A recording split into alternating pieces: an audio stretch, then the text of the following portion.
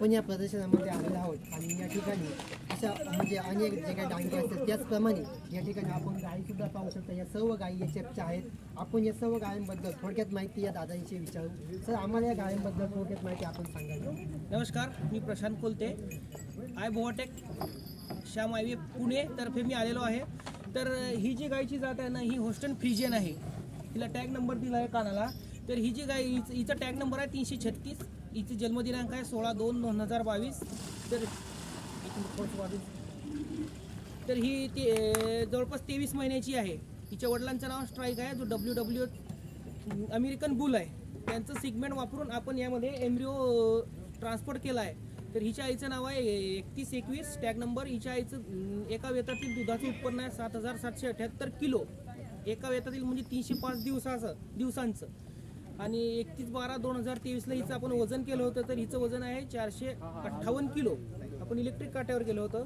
तर आपण यामध्ये एम्ब्रिओ ट्रान्सपोर्ट केले आहे. ते एम्ब्रिओ ट्रान्सपोर्ट केले त्याची डेट आहे 19/8/2023. तर आपण IVF द्वारे यामध्ये एम्ब्रिओ ट्रान्सपोर्ट केले आहे. ज्याचे डॅम नंबर, जे एम्ब्रिओ ट्रान्सपोर्ट केले त्याचा डॅम म्हणजे आईचा नंबर आहे टॅग नंबर 6174. आणि तिचं वडील जे आहे त्यांचं हे all star WWS American boule, त्याचं सेगमेंट वापरून आपण यामध्ये एम्ब्रिओ ट्रान्सफर केले आहे. तर आता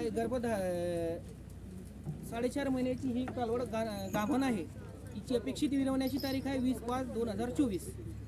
म्हणजे दादा, आपल्या ज्या काही साध्या गाया असतात गावठी किंवा काही वेगळ्या, त्यांच्यापेक्षा जास्त म्हणजे त्याच्या गायांची वजन वाढ त्याप्रमाणे दुपटीने असू शकते ना? हो, दुपटीने असू शकते. आणि दूध उत्पादन पण प्रतिवेद तुम्हाला जास्त भेटू शकतं, म्हणजे मिळू शकतं. तरी अंदाजे या गाई अंदाजे किती लिटर दूध देऊ शकतात? आता ही जी आहे ना, हिची आई जवळपास 7778 किलो एका वेताला दूध देत होती.